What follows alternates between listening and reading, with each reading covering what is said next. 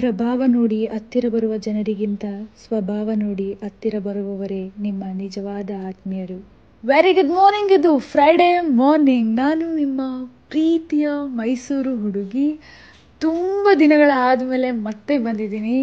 Thank you so much. ಎಲ್ಲರೂ ನನ್ನ ಆರೋಗ್ಯ ಕ್ಷೇಮನ ವಿಚಾರಿಸ್ತಾ ಇದ್ರಿ. ಕೆಲವು ದಿನಗಳ ಕಾಲ ನನಗೆ ಹುಷಾರಿಲ್ಲದಿರೋ ಕಾರಣ ವೀಡಿಯೋಸ್ನ ಪೋಸ್ಟ್ ಮಾಡೋದಕ್ಕಾಗಲಿಲ್ಲ. ಅಂದರೆ ನನಗೆ ತುಂಬಾ ಹೆಲ್ತ್ ಹಾಳಾಗಿತ್ತು. ದಿನ ಬೆಳಗ್ಗೆ ಹೋಗಿ ಡ್ರಿಪ್ಸ್ ಹಾಕ್ಸ್ಕೊಂಡು ಇಂಜೆಕ್ಷನ್ ಹಾಕ್ಸ್ಕೊಂಡು ವಾಪಸ್ ಮನೆಗೆ ಬಂದು ರೆಸ್ಟ್ ಮಾಡ್ತಾ ಇದ್ದೆ. ಸೊ ಇಷ್ಟು ದಿನ ಮೈಸೂರಲ್ಲೇ ಇದೆ. ಈಗ ವಾಪಸ್ ಬಂದಿದ್ದೀನಿ. ಬೆಳಗ್ಗೆ ಎದ್ದ ತಕ್ಷಣ ಫ್ರೆಶ್ ಅಪ್ ಆಗಿ ಒಂದು ಗ್ಯಾಸ್ಟ್ರಿಕ್ ಟ್ಯಾಬ್ಲೆಟ್ ತೊಗೊಂಡು ಜೊತೆಗೆ ಒಂದು ಬಾಟಲ್ ಫುಲ್ಲು ನೀರನ್ನ ಕುಡಿದೆ. ಅದಾದಮೇಲೆ ನಮ್ಮ ಕೆಲಸಗಳನ್ನ ಮಾಡ್ಕೊಂಡ್ವಿ. ತಿಂಡಿ ಟೈಮ್ ಆಗಿತ್ತು. ಆಲ್ರೆಡಿ ಸ್ವಲ್ಪ ಲೇಟ್ ಆಗಿತ್ತು. ಇವತ್ತು ಇಡ್ಲಿ ಮಾಡಿದ್ದಾರೆ ಅಂತ ಗೊತ್ತಾಯಿತು. ಸೊ ಬಾಕ್ಸ್ ತೊಗೊಂಡು ಕೆಳಗೆ ಹೋದೆ. ನಾನು ಹೋಗೋಷ್ಟೊಳಗೆ ತಿಂಡಿ ಖಾಲಿ ಆಗಿತ್ತು. ಅಂದರೆ ಮತ್ತೆ ಮಾಡ್ತಾಯಿದ್ರು.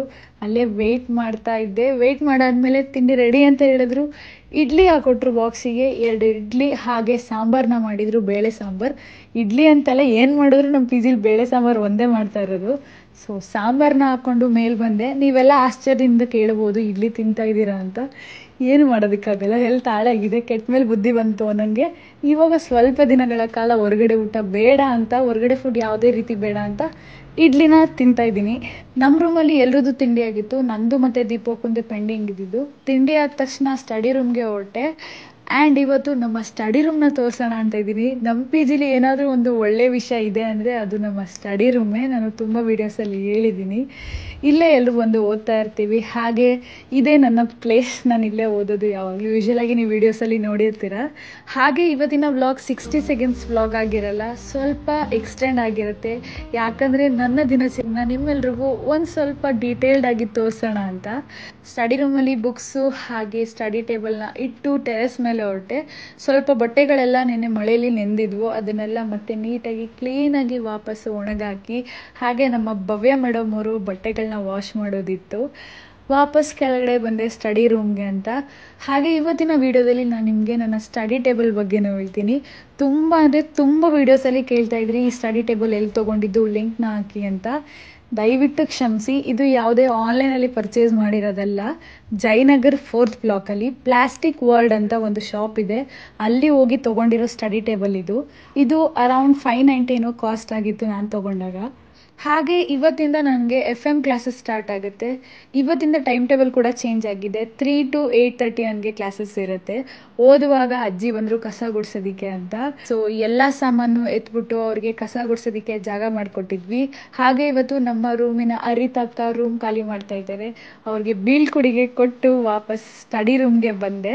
ಹಾಗೆ ಈ ಸ್ಟಡಿ ರೂಮಲ್ಲಿ ಯಾರು ಎಕ್ಸಾಮ್ ಟೈಮ್ ನಡೀತಾ ಇರುತ್ತಲ್ಲ ಅಂಥವರು ಎಕ್ಸಾಮ್ ದಿನ ಅಥವಾ ಎಕ್ಸಾಮ್ ಹಿಂದಿನ ದಿನ ಓದ್ತಾ ಅಲ್ಲೇ ಮಲಗ್ತಾರೆ. ಅಂದರೆ ಬೆಳಗಿನ ಸಂಜೆ ಗಂಟೆ ಅಲ್ಲೇ ಓದಿ ನೈಟ್ ಕೂಡ ಸ್ಟಡಿ ಮಾಡಿ ಅಲ್ಲೇ ಮಲ್ಗೋರಿದ್ದಾರೆ. ಸೊ ಅವ್ರಿಗೂ ತೊಂದರೆ ಆಗಲ್ಲ, ಬೇರೆಯವ್ರಿಗೂ ತೊಂದರೆ ಏನಿಲ್ಲ.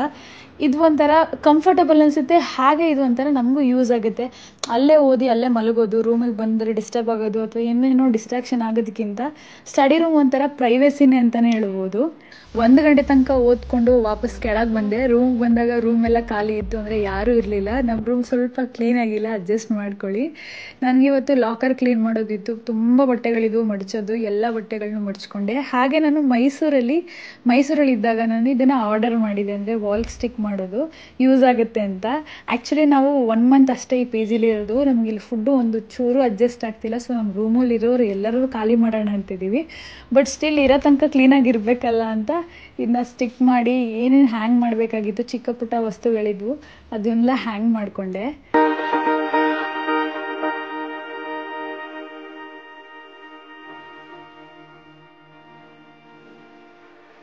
ನಮ್ಮದೇನಿತ್ತು ಕೆಲಸಗಳು, ಅದನ್ನೆಲ್ಲ ಮುಗಿಸ್ಕೊಂಡು ಸ್ನಾನಕ್ಕೆ ಹೊರಟೆ. ಸ್ನಾನ ಮಾಡಿ ಬಂದು ಊಟ ರೆಡಿ ಇತ್ತು. ಅಂದರೆ ಟೈಮ್ ಆಗಿತ್ತು ಆಲ್ರೆಡಿ ಊಟಕ್ಕೆ. ಹಾಗೆ 3 ಗಂಟೆಗೆ ಬೇರೆ ಕ್ಲಾಸ್ ಇತ್ತಲ್ಲ, ಸೊ ಬೇಗನೆ ಊಟ ಮಾಡೋಣ ಅಂತ ಹೊರಟೆ. ಊಟಕ್ಕೆ ಅನ್ನ ಮತ್ತು ರಸಮ್ ಜೊತೆಗೆ ತೊಂಡೆಕಾಯಿ ಪಲ್ಯ ಮಾಡಿದ್ರು. ಬಟ್ ಆ ಪಲ್ಯ ಇವ್ರು ಚೆನ್ನಾಗಿ ಮಾಡಲ್ಲ. ಸೊ ಅನ್ನ ಮತ್ತು ರಸಮ್ನ ಹಾಕ್ಕೊಂಡು ಬಂದೆ. ತುಂಬ ಚೆನ್ನಾಗಿತ್ತು ಇವತ್ತು. ಆ್ಯಕ್ಚುಲಿ ಫ್ರ್ಯಾಂಕಾಗಿ ಹೇಳ್ಬೇಕಂದ್ರೆ ರಸಮ್ ಚೆನ್ನಾಗಿತ್ತು. ಸೊ ಹೊಟ್ಟೆ ತುಂಬ ಊಟ ಮಾಡಿದೆ. ಊಟ ಆಗಿದ ತಕ್ಷಣ ರೆಡಿ ಆಗೋದಕ್ಕೆ ಹೊರಟೆ. ಯಾಕಂದರೆ ಕ್ಲಾಸ್ ಇದೆಯಲ್ವ, ಲೇಟ್ ಮಾಡೋದು ಬೇಡ ಅಂತ. ಹಾಗೆ ಒಂದು ಬುಕ್ ಕಲೆಕ್ಟ್ ಮಾಡ್ಕೊಳ್ಳೋದಿತ್ತು ಇವತ್ತು FMದು. ಹಾಗೆ ನನ್ನ ರೂಮ್ ಅವರು ನಾನು ಹೊರಗಡೆ ಫುಡ್ ಯಾವುದೇ ತಿನ್ನಬಾರ್ದು ಅನ್ಹೆಲ್ದಿ ಫುಡ್ ಅಂತ ಬಾಕ್ಸ್ಗೆ ಆ್ಯಪಲ್ ಕಟ್ ಮಾಡಿ ಹಾಕ್ತಾಯಿದ್ರು. ಅಂದರೆ ಈಗ ತಾನೇ ಹುಷಾರಾಗಿ ಬಂದಿದ್ದೀನಲ್ವಾ, ಸೊ ಅವ್ರಿಗೂ ನನ್ನ ಮೇಲೆ ಕಾಳಜಿ ಇದೆ. ಸೊ ಬಾಕ್ಸು ಬಾಟಲು ಬುಕ್ಸು ಎಲ್ಲ ತಗೊಂಡು ಕ್ಲಾಸಿಗೆ ಹೊರಟೆ. ಮತ್ತೆ ನಮ್ಮ ಕ್ಲಾಸಲ್ಲಿ ಸಿಗೋಣ. ಬಾಯ್.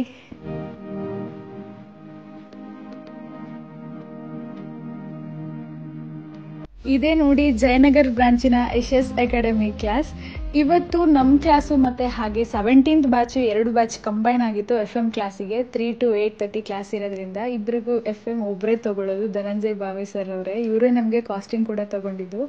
ಸೊ ಬ್ರೇಕಲ್ಲಿ ಎಲ್ಲ ಕಾಫಿ ಟೀ ಕುಡಿಯೋದಕ್ಕೆ ಅಂತ ಹೊರಗಡೆ ಹೊರಟರು. ನಾನು ಮಾತ್ರ ಇವತ್ತು ಕಾಫಿ ಟೀ ಬೂಸ್ಟು ಯಾವುದೇ ರೀತಿದು ಏನೂ ಕುಡ್ದಿಲ್ಲ ಅಥವಾ ಯಾವುದೇ ರೀತಿ ಚಾಟ್ಸ್ನೂ ತಿಂದಿಲ್ಲ. ವಾಪಸ್ ಕ್ಲಾಸಿಗೆ ಬಂದಾಗ ಬ್ಯಾಗಲ್ಲಿ ಬಾಕ್ಸ್ ಇದ್ದಿದ್ದು ನೆನಪಾಯಿತು. ಸೊ ಬಾಕ್ಸಲ್ಲಿರೋ ಆ್ಯಪಲ್ನ ತಿಂದೆ. ನನಗೇನಾಗಿತ್ತು ಅಂದರೆ ಫುಡ್ ಪಾಯ್ಸನಿಂಗ್ ಆಗಿತ್ತು, ಹಾಗೆ ಹೆವಿ ಗ್ಯಾಸ್ಟ್ರಿಕ್ ಅಂದರೆ ಓವರ್ ಗ್ಯಾಸ್ಟ್ರಿಕ್ ಆಗಿತ್ತು, ಜೊತೆಗೆ ಅನಿಮಿಯಾ ಅಂದರೆ ರೆಡ್ ಬ್ಲಡ್ ಪ್ಲೇಟ್ಸ್ ಕಡಿಮೆ ಆಗಿತ್ತು. ಅದರಿಂದನೇ ಇಷ್ಟು ದಿವಸ ನಾನು ಹಾಸ್ಪಿಟಲಲ್ಲಿ ಅಥವಾ ಮನೆ ಹಾಸ್ಪಿಟಲ್ ಅಂತ ಓಡಾಡ್ತಾ ಇದ್ದಿದ್ದು. ಮಾರ್ನಿಂಗ್ ಕ್ಲಾಸಸ್ಗೆ ಕಂಪೇರ್ ಮಾಡಿದ್ರೆ ಈವ್ನಿಂಗ್ ಕ್ಲಾಸು ಎಷ್ಟು ಬೇಗ ಮುಗ್ದೋಯ್ತು ಅಂತಲೇ ಗೊತ್ತಾಗಲಿಲ್ಲ. ಅಷ್ಟು ಬೇಗ ಕ್ಲಾಸ್ ಮುಗ್ದೋಗಿತ್ತು. ಕ್ಲಾಸ್ ಮುಗಿಸ್ಕೊಂಡು ವಾಪಸ್ PGಗೆ ಹೊರಟೆ. PGಗೆ ಹೋದ ತಕ್ಷಣ ನಿಮ್ಮೆಲ್ರಿಗೋಸ್ಕರ ಫಸ್ಟ್ ಕೆಲಸ ಮಾಡಿದ್ದು ವಿಡಿಯೋ ಎಡಿಟ್ ಮಾಡಿ ಪೋಸ್ಟ್ ಮಾಡೋಣ ಅಂತ. ವಾಯ್ಸ್ ಕೊಡೋದೆಲ್ಲ ಇತ್ತಲ್ಲ. ಸೊ ಬಾಯ್, ಗುಡ್ ನೈಟ್, ಶುಭ ರಾತ್ರಿ.